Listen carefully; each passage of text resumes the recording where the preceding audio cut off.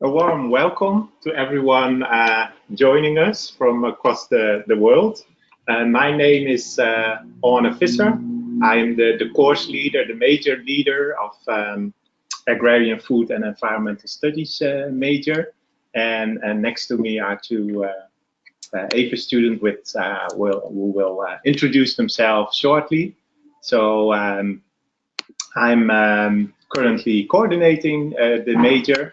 I will soon tell you more about it. And my personal research is on financialization of agriculture, on food sovereignty, and also on new technologies in agriculture like smart farming, etc. Okay, then I give the word to Lee. Hi, I'm Woo-young Lee from South Korea, and I did my bachelor for social welfare in Korea. And previously, I worked for NGO in Malawi, engaging food project. Yeah. Hello, everyone. I'm Mohammed Ayamga from Ghana. I did my undergrad in social work in the University of Ghana. I worked with Ghana Education Service as a school health and environmental coordinator. And I'm now here studying agrarian food and environmental studies. Thanks.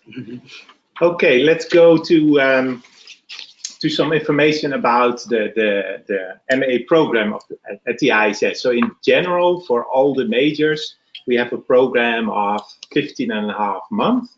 We are starting in September, and then you will be normally at the ISS at least till the summer, the beginning of July. Then a lot of students go on fieldwork, about which we'll tell a bit more later.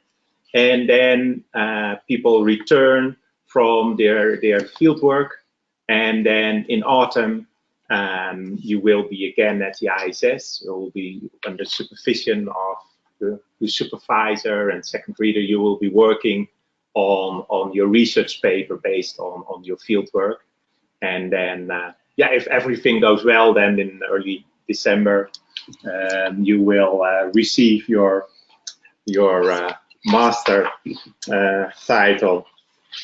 So within that program we have several majors. So we have some general introductory courses. They will be joined by all the majors, students from all the majors. And within the ISS, so we have our major, Agrarian Food and Environmental Studies, but we have also one on economics of development, on governance and development policy, human rights, gender and social studies. Here the social justice perspective, which is also very pronounced throughout the ISS. Research is very pronounced, and then we have social policy for development. Let's go to some key aspects of this master program.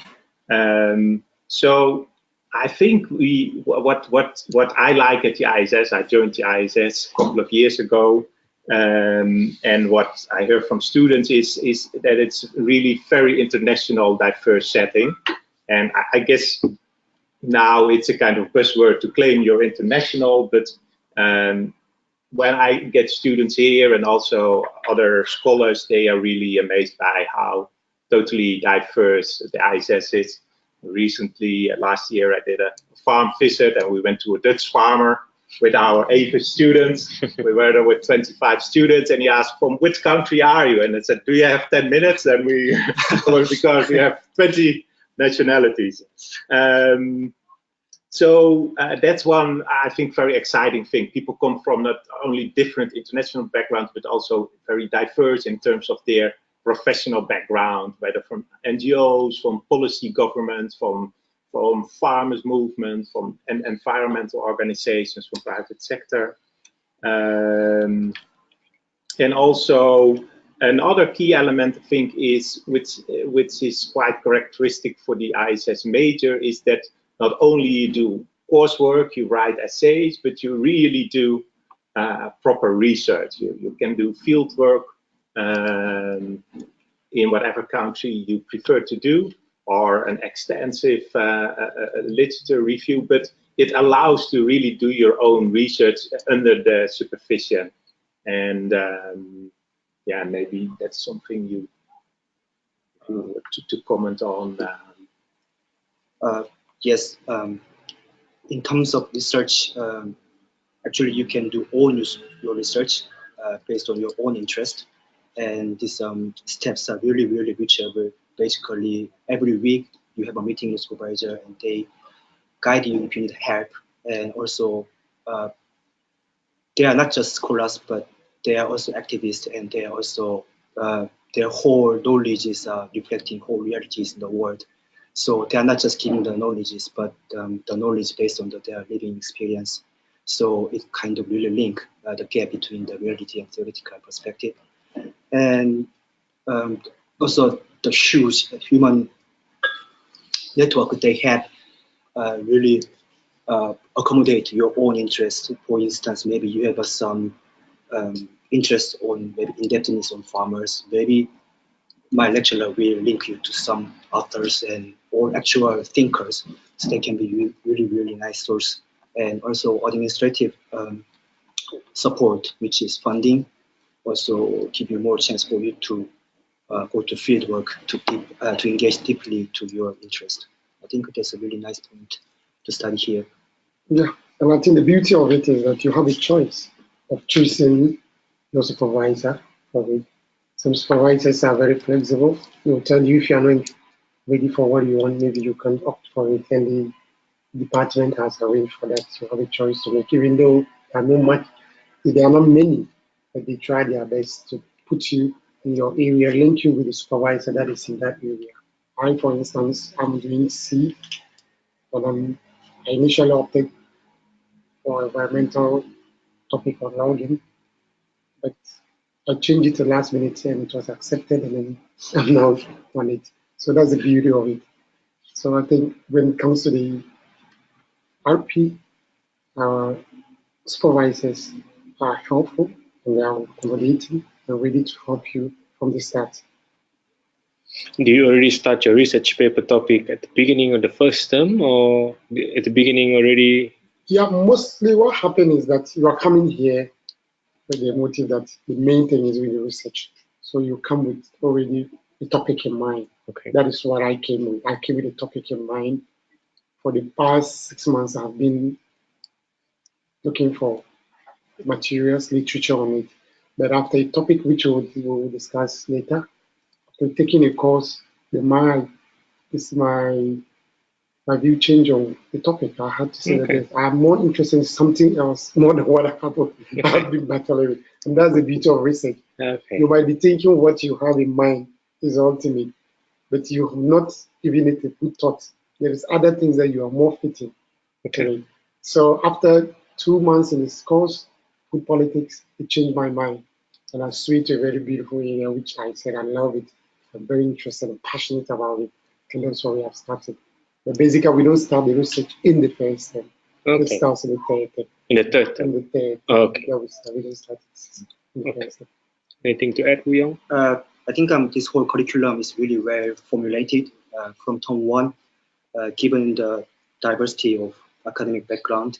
Also, maybe some people who might leave school for a long time, there is a foundation course to making sure everybody start at the same starting point. Okay. Also, the whole academic skills and research paper preparation, they really make sure everybody is feel comfortable to writing their own research papers. Okay. It's kind of like a safety landing. Yeah. But maybe Anna, later you can explain a little bit more about the foundation courses as well, and what is the foundation course, the reason for the foundation course, and also the separation of term 1 and term 1A and term 1B. So maybe later. Okay, go on. Yeah, another thing I think what I like personally a lot about the program is that on the one hand it's really theoretical and not overdoing it, but I think we have staff which is really theoretically sharp in their field and tries to contribute to the important theories, but at the same time really trying to connect that to reality and with research done in the field by students and by staff, and also trying to bridge the divide between academics and policy and civil society. Okay, yeah, let's go on to the focus. It already kind of came out, I guess, from what we said. So it's while we engage with policy, it is not that our research is determined by it or something. We try to go beyond it, also question it, investigate it, and you can take very different starting points when you do your research. Yeah. Yeah, with the interdisciplinary approach we have here, so it's a combination often of the social dimensions, the economic dimensions, also the political dimensions of food, of environment, and yeah, environment and food, agriculture. Those are obviously the main themes, but and also their interrelations, I would say. Yeah. And I think the hallmark of this institution is diversity. AFES represent diversity. Here we are trying to look at food, we look at environment, we look at agrarian studies. And the good is that diversity from all corners of the world, students from all parts of the world discussing issues of food. We have a perspective about food from different continents, what food stands for, what people perceive food to be. Like we discussed in our food topic on the issue of food politics, for instance, we got to realize that the issue of food is just not what we eat. It goes beyond eating. Food is a political tool that is being used. The 2008, what do you call it, the 2008 food crisis that hit the world, 2008 that hit the world, was not as a result of not being food, but as a result of distribution, because food was there. The people are holding it for a reason, a purpose. So people who are listening shouldn't think agrarian food is just something that there. It goes beyond that. And that is one of the the key things I took from this course so far. There are more we'll talk on, but there's the diversity aspect of it. The other part has to do with sitting with different cultures, different people, different races, different religions and perspectives in discussing issues of environment, bringing examples that are very core to different parts of the world and bringing general solutions to it. They might be from different continents, but they might have its roots that is very common or similar to other parts of the world. That is a good part of the thing, I think. I think Lee will throw more light on that.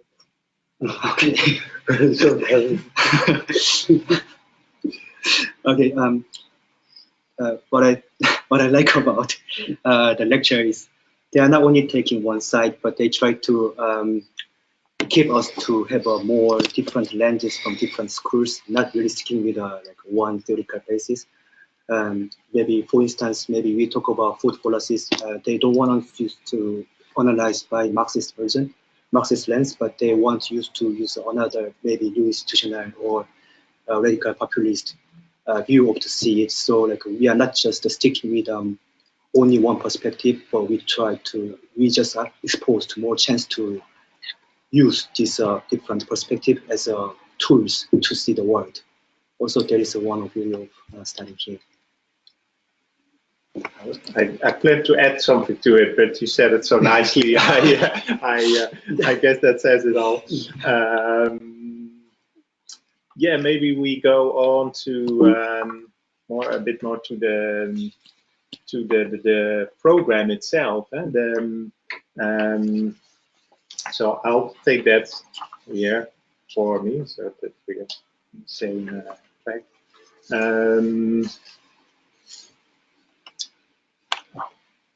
So in term one, Yep. Yes. In term one, we alluded to those introductory courses. So there are 3 foundation courses, and the idea is that the interesting thing, but that it's also a challenge, that people come from very diverse backgrounds. Yeah, some people just have recently come from a university, others have 7, 8 years work experience and in very different settings, countries.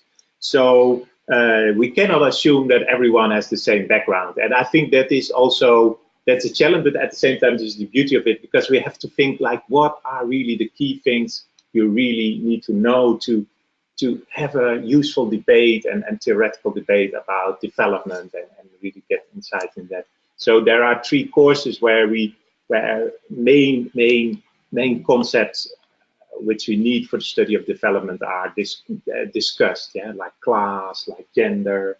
Maybe Yeah, add still to it.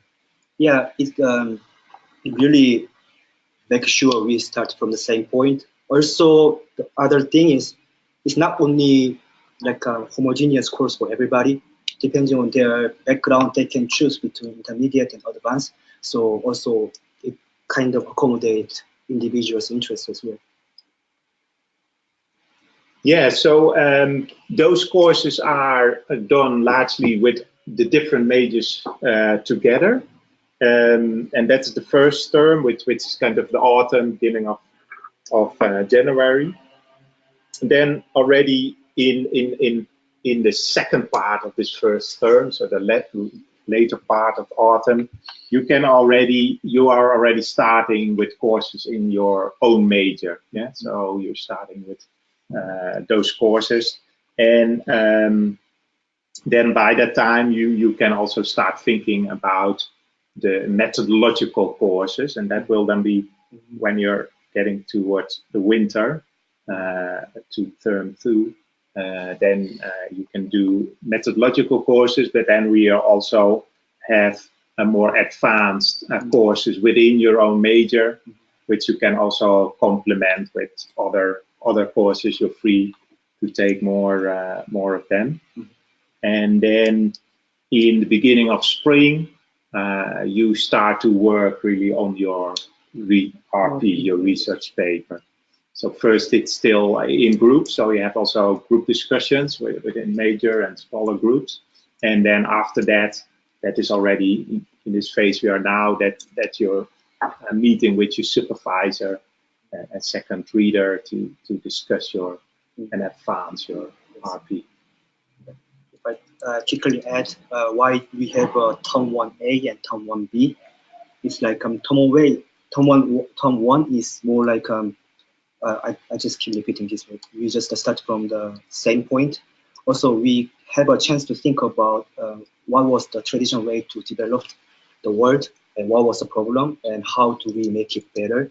Like we kind of share the core logics or core way to maybe develop the world in different manner of traditional way, which is the making of development course.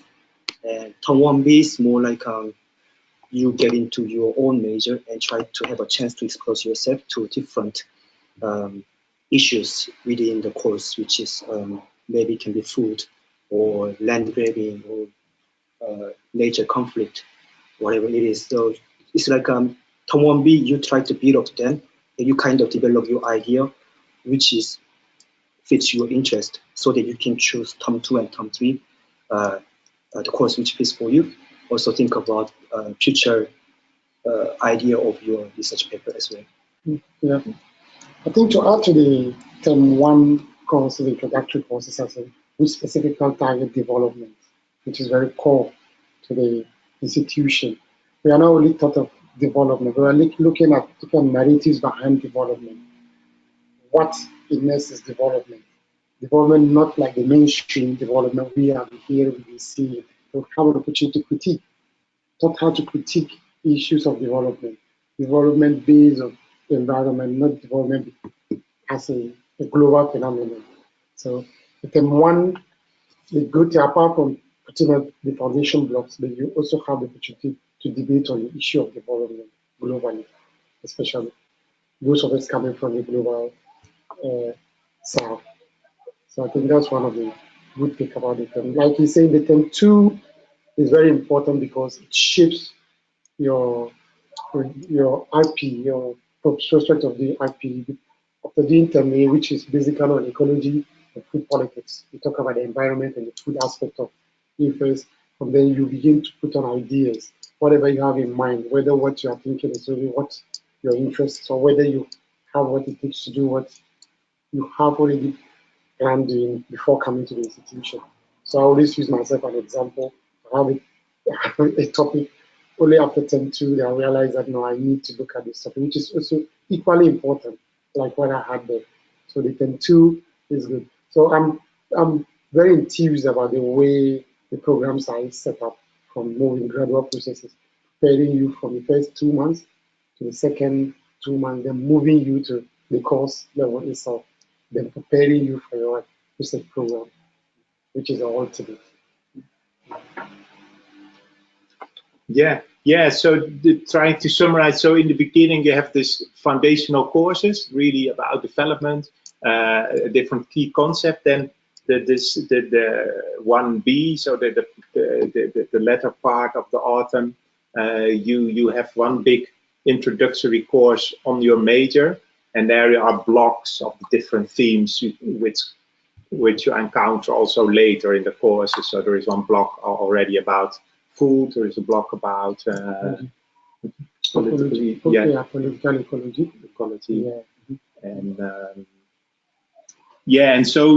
then there are several smaller topics which are addressed.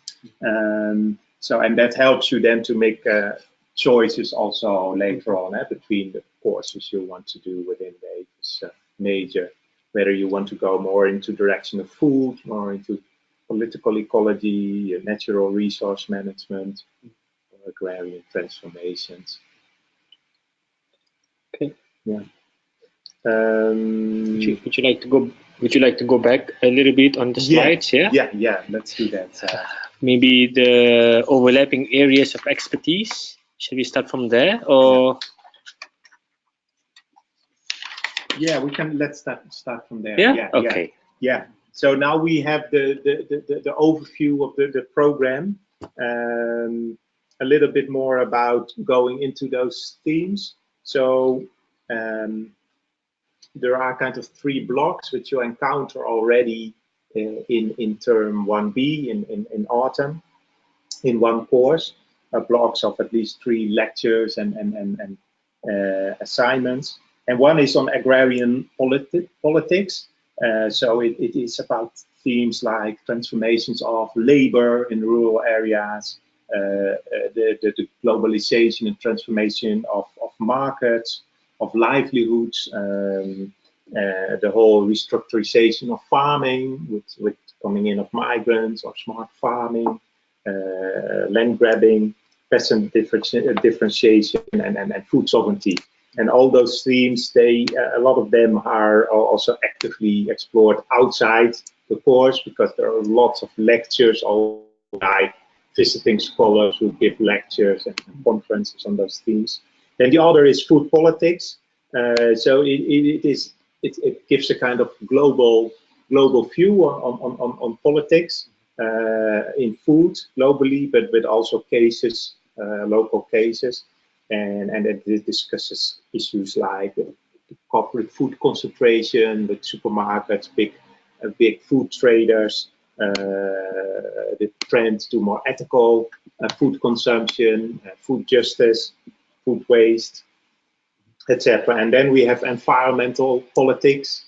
A lot of them is also in rural areas, but there are also some people who do it in urban areas. Issues of natural resource management, whether it's water, forestry, fisheries, those are themes which are addressed. And then we come themes of like the green economy, degrowth. Those are big debates. Okay. Anything to add? I am Guy and Wuyong, to what Oana has already said, or would you add later? I think. Yeah, maybe later. Yeah, we will. Okay. Yeah. So then, who is the staff? Who are we working with? Who will you meet? So it's also very diverse staff in terms of background. So we have Murat ourselves, who is originally from Turkey. He works a lot on environmental politics, rural movements, both in Turkey and Latin America a lot. Then we have June Boras, quite a number of them. You might even know him already. He works on rural social movements, agrarian movement, food sovereignty in various countries. He is originally from the Philippines. Then we have Julian Francois Gerber, who joined us a year ago. He is originally from Switzerland, but he was also in universities in Bhutan and the US, in Harvard. And he works a lot on political ecology, degrowth. Then there is Mindy Snyder, who works a lot on food issues, on meat, on food waste, and food justice, those kind of issues. Now then, there's Orne Visser, that's me. I introduced myself already. Then we have also a staff who is a kind of a little bit more loosely aligned, but which are doing important parts also in the teaching. So there's Cristobal Kay, who was emeritus professor, did a lot of work on agrarian reforms. Then there is Ben White, who teaches on generation and youth in agriculture. Also a professor. Then there is Lorenzo Pellegrini. He works also on, like Murat, on the environmental side. He is more from the economic background. Then it's Tegaya, our youngest staff member. He is originally from Ethiopia. He did a lot of work on land grabbing and food sovereignty.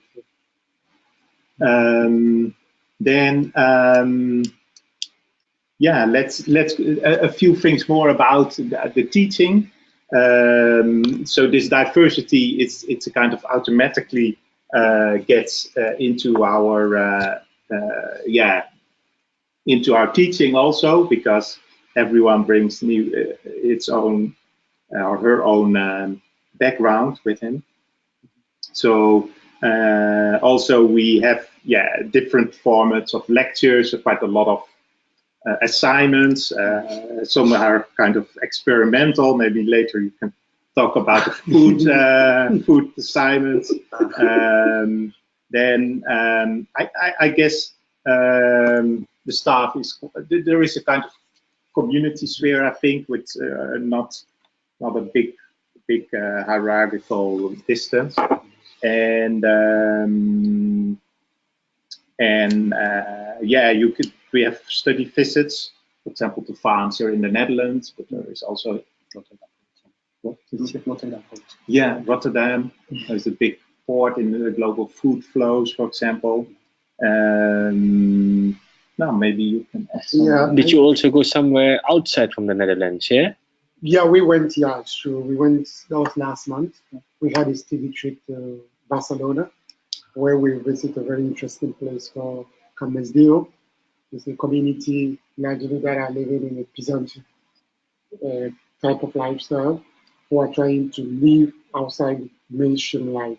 Not using technology, farming, doing agriculture, but using local technologies, and local way of getting water to do their farm. It was a very interesting experience. I mean, you remember he spoke about degrowth, and it's a good example of degrowth. When you go there, you see it manifested in that particular community there. So at least the visits are very important. We didn't only go to the port of Rotterdam, we visited a farm. Remember? Two farms, two organic farms outside the Hague, which was very, very important to us. And then that farm at Camesdeo is also important to at least we have a lot of discussion. We see things practically. Like, the thing is that we didn't have time to do most of them because of time. It seems Julian was organizing one, for example, unfortunately he left earlier. I wanted to talk about the issue of the learning discussion thing. One good thing I like about it has to do with the group work. One thing we have to know is that whatever you are doing here, you go out, you're not going to work alone. You're always going to work as a team. So that starts from the day we start here, from foundation courses, we start working with groups. The good thing is that the group dynamics are good, where you learn to accommodate each other. You learn from each other. You can learn to support each other. That ethics, you go out, you're able to fit into different groupings wherever you find yourself. And the issue of using the multimedia is very, very important, like we're just doing here, trying to tell the world what is happening here. It's done in classrooms. We watch videos when it's necessary to do. When it was teaching smart agriculture, he gave us videos of tractors that are used, computers that are used, and you learn it not only from reading, but you see it, you visualize it. And if need be, we visit places there to have a grasp of what happens. Yeah. So the sort of group work that we are doing is quite interesting. For instance, after the making of development course, we have to make a video and reflecting what you learned. There's no rules, but you have to think about it, what development is. And another example is after the global food politics, we kind of have exercise to make food ourselves, which we think is ethical food. So it doesn't seem like a really dense work, but on the other hand, you really have to think about it, like how you define it, which kind of framework, theories you are using it. So it looks fun, but also it's not only fun, you kind of learning during the procedures. So this kind of interaction with peoples and fun activity based on theoretical work is also a nice way to learn stuff. Yeah, it's true, because concepts are nothing if there are no practical activities to back it. Like he's talking of the food assignment we had, where we had to cook food. Anybody would think it's just cooking food. But there are a lot of contradictions because we are told to cook ethical food. You ask yourself, what is ethical? Here I am from an environment where we use firewood. My culture sounds that you must cook a certain type of food. And you call it culture, you call it ethical. But at the end of the day, you are using firewood, which means you are depleting our forest, the carbon that you are burning. So the contradiction comes in it. And that is the learning we're talking of. It's not necessarily sitting in the class learning the concept. But when you practicalize it, then you seem to appreciate the concepts much better than just reading. And that is the beauty of ISS and AFES as a major. Yeah. Maybe you want to explain a little bit about your assignments during your term 1. You already explained term 1. You have to do the making of development video. What about term 2? And basically term 2, because apparently term 2 is one of the difficult terms. Once you get past term 2, term 3 and term 4 is a bit more better. So maybe you want to speak a little bit more about the exams and the assignments that you'll be getting for the AFES major in term 2. Yes, a very interesting thing has to do with ecology. When we're given a storybook, we're given a storybook that everybody reads as a storybook. But when you read the storybook, it's a 540-page storybook. Yeah. Then to write ecology, look at the ecological things. What does it talk about ecology? It's just a storybook. And I think it kind of stimulates you. You are not just reading for fun of reading a story, but you are also observant of things you read and make actions that are being written in the book. And it's very interesting.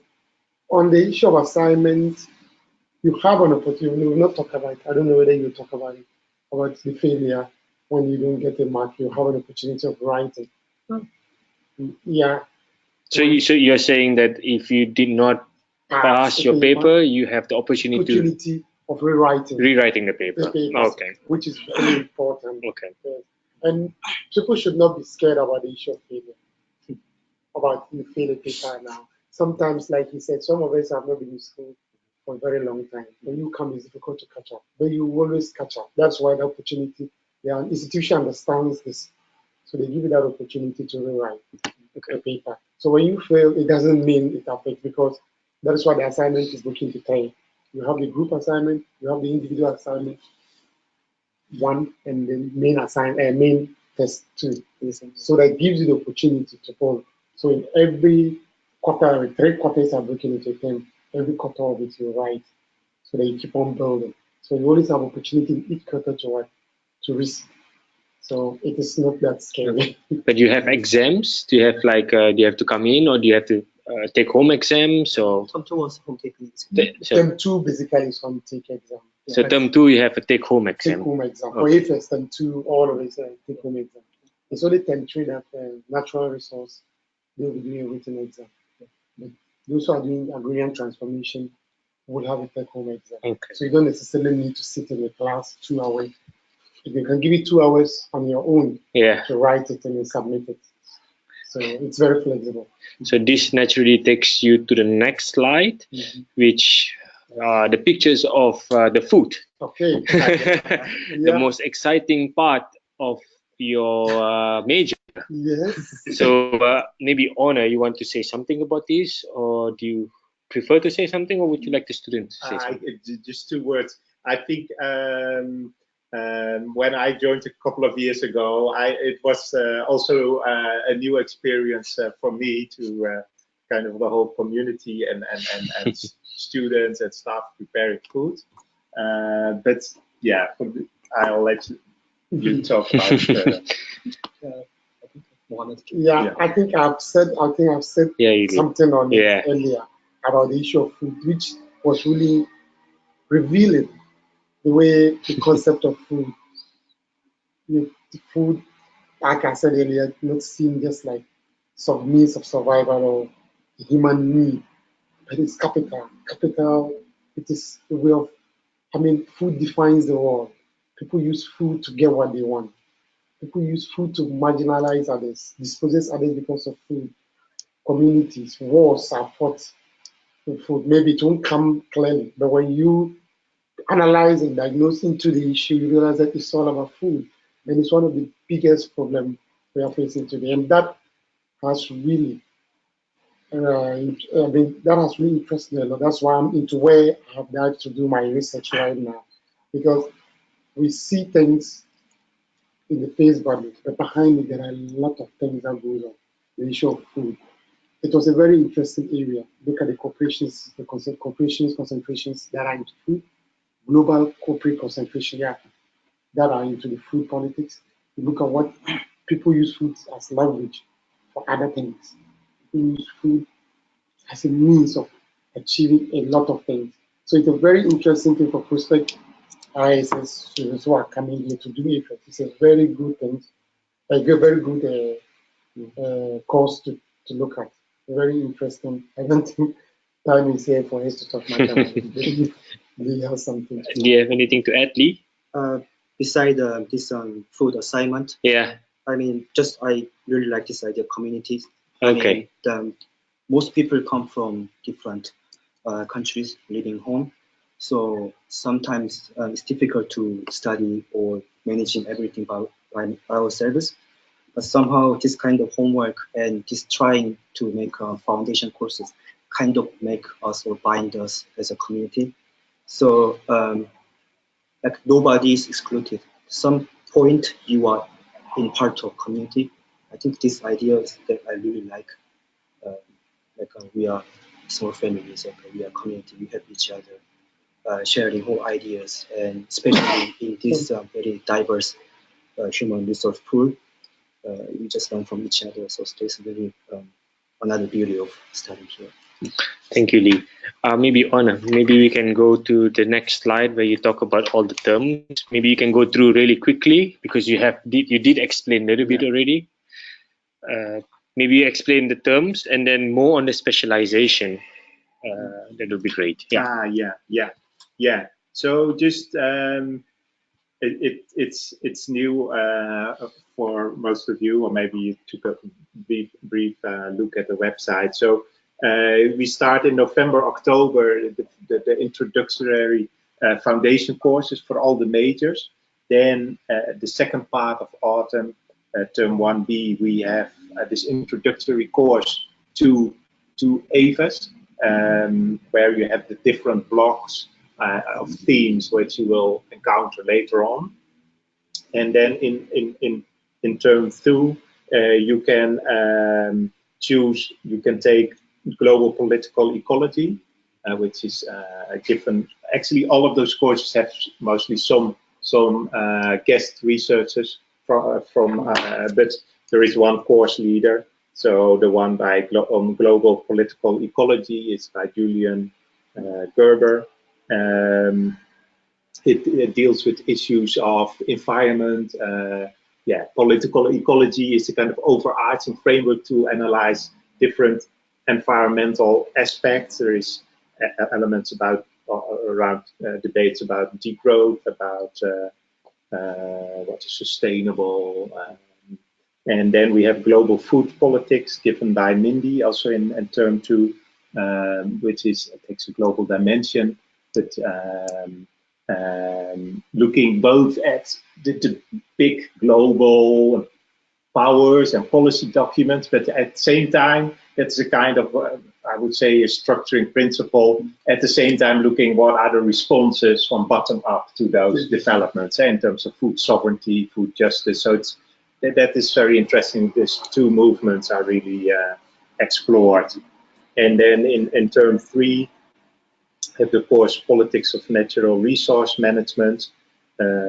All of them are 8 ECTS courses, which is about sustainable management of different types of resources.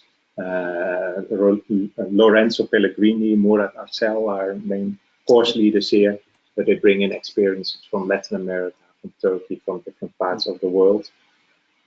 And then we have the course Politics of Agrarian Transformation. June is a course leader here. And this is a lot about agrarian reform, land grabbing, rural social movements, differentiation among the peasantry. What is a peasant? Is a repeasantization? Those debates which are long-standing debates, but also very topical now with ongoing changes like land grabbing and food crises. And then, of course, the last parts, say from the summer onwards and autumn, you spend really on your research paper.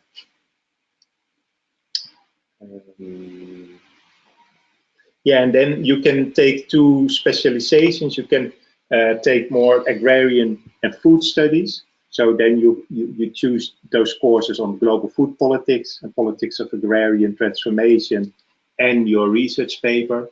Or you could go more in the direction of environment and sustainable development. So then you take a global political ecology and politics of natural resource management with your research paper. So that is the differentiation or specialization you can still make within the AFES Major.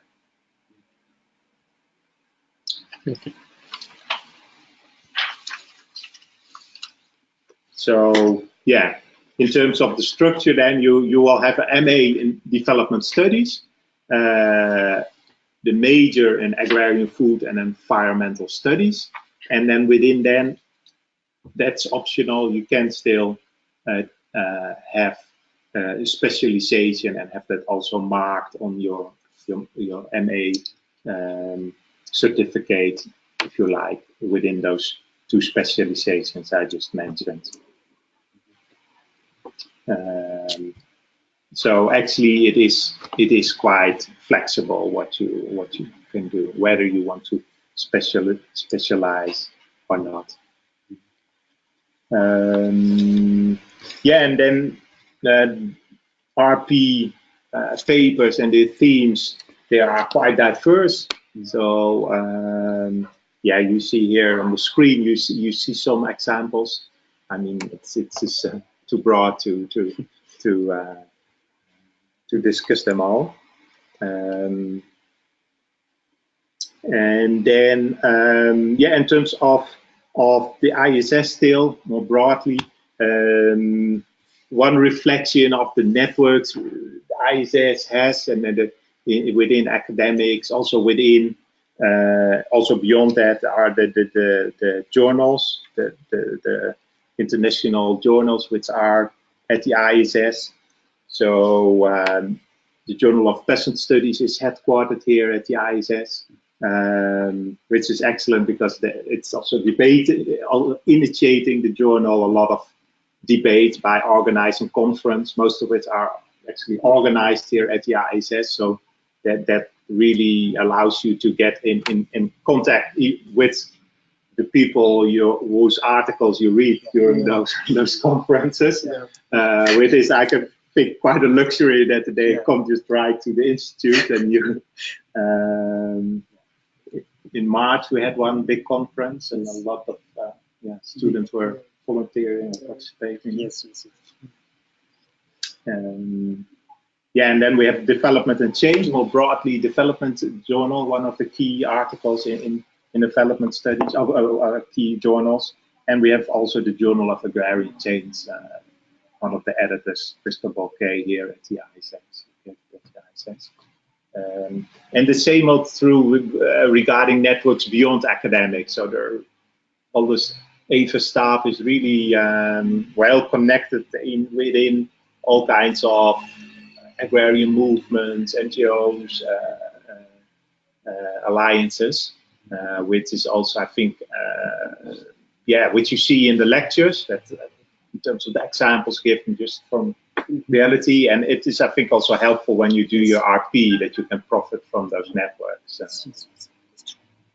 And I guess most of the staff is quite open to share their networks with it's true.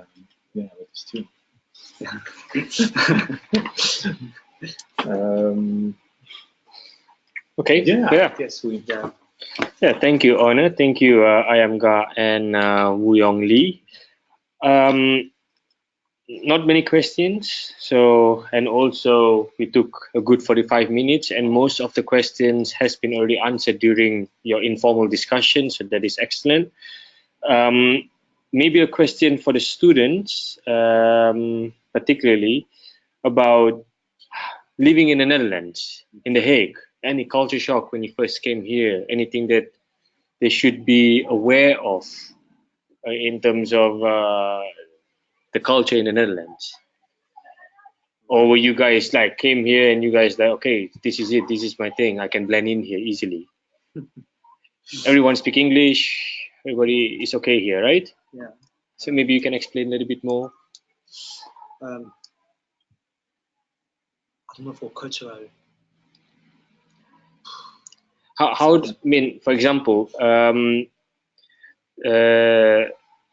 the Dutch people, they're very straightforward, yeah? They say what they think. For you, maybe in the Asian culture, it's a bit different. Did you face any difficulties speaking with your teachers or anything like that, or receiving feedbacks?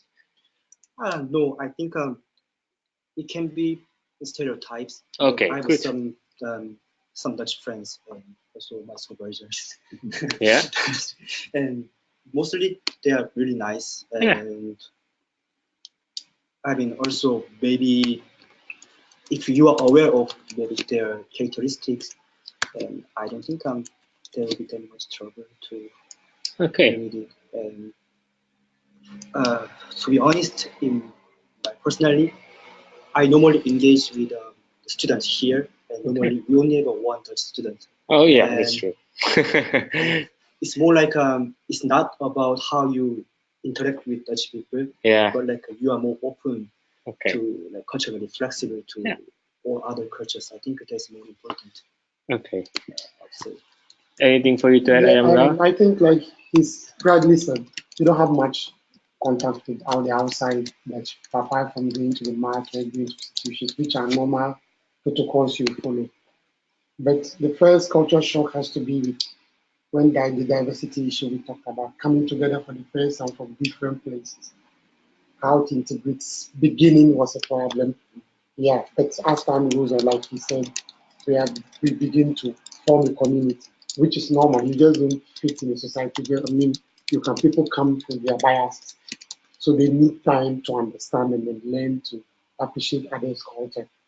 Then the other thing has to do with, like you said, about the Dutch culture, about how to address people. It's a big problem for people to fit in. I don't see why I address my lecturer by his name, which is not common where we come from. In Africa, we don't address. That's one of the things that prospective students coming from Africa must learn.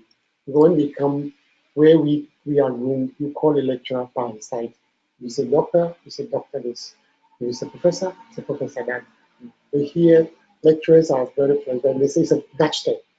but call me by my name. Don't bother to call you by Professor this, Dr. that, which is sometimes difficult to adjust to. But that is like it's a cultural thing. Yeah. So when you come in, you get used to it. But it doesn't mean when you go back, you can do that back home. Yeah, I couldn't. Yeah, yes, you have to adjust to it when you go back. You go back to what you do. Yeah. Yeah, yeah. But that is some of the few things. But like you said, after some time, we blend easily. Yeah. We blend easily as a community. So, so you're saying in general there is non-hierarchical. That is a problem. Yeah, It's not a problem. It's a good. It's a positive it's a problem to people who are to adapt. Okay. Yeah, that's not necessarily a problem because there's nothing hierarchical. You call the old man by his name, the baby by his name. It's okay. That's how you adjust here. So coming here, you have to take that into consideration. That here we don't have that hierarchy or that kind of patriarchal thing where this guy must be. But Yeah. we always see like equal when it comes to addressing each other. Okay, thank you. But we are used to it. Yes. A quick question about maybe for Ona itself, about internship positions and career options of AFES. Yeah. Yeah, it's quite diverse. So so you see some people who actually come on they have a job already and they leave for this 1.5 year or this 15 months, yeah, and they go back to this position. Sometimes then they can make a step in their career, but they remain with the same employer. Some people come with grants and they quit their job, yeah. So that's one differentiation. The other is that quite a lot of people, go into either NGOs or policy making positions in locally in the country or international organizations, both of it actually. And this year I went to give a workshop in for people from Ghana, Benin, and Burkina Faso, which was actually in Benin, for alumni of the ISS and other institutes. So it was interesting to see. And then, quite a lot of people work for example, agriculture advisory organizations of the state. For example, people in Ghana, other work at cocoa boards, ministries. So yeah, quite diverse, but yeah, actually all of them, but I saw that they really worked in either in this field of agriculture and environmental organizations. And some of them in academics, of course, but that depends also.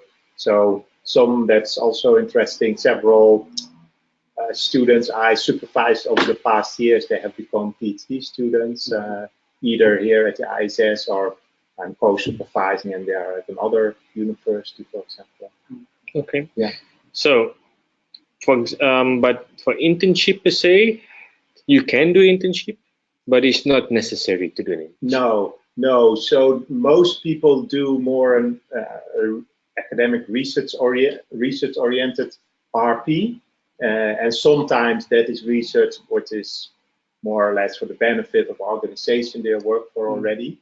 But it depends. So I'm now supervising also one student who also do an internship at the Dutch NGO and combine that with the research. So that is possible. Yeah, okay. Certainly. Yeah. Okay. Do you have anything to add? Yeah. When you were talking about the specialization, you have an option to do it, but there's a clause there which is very interesting. They're not specializing at all means you're already specializing your RP, which is ties down to what he says. So for instance, he is into smart agriculture and the rest. So if you are not specializing, you write smart agriculture. It's more you are specializing in that area because you are going to do a lot of reading, a lot of investigating interviews to know much into that form. So it's not necessarily just picking a subject, but you can pick a topic, and that topic alone, in 5-6 months that you are going to go into it, you go into it deeper but now you have sat in class for 3 months with it, which is very good. And sometimes these RPs are very good. When you write on an issue that an organization is interested in, and it might land you a better job or something that you are interested in a job that is also well paid for. So that is also the bonus on. Okay, thank you, Ayamga. Okay, with that, we have to conclude our webinar session for today. For the AFES Major, would like to thank you, Wuyong, and also Ayamga, and especially Oana Fisa, who is also the course leader for AFES, for taking their time off their busy schedule to come here and explain to the viewers what the AFES Major is all about. So with that, we'd like to conclude the presentation. Thank you very much for your time. Thank you. And hope to see you guys who are present here in September. Thank you. Oh, wow.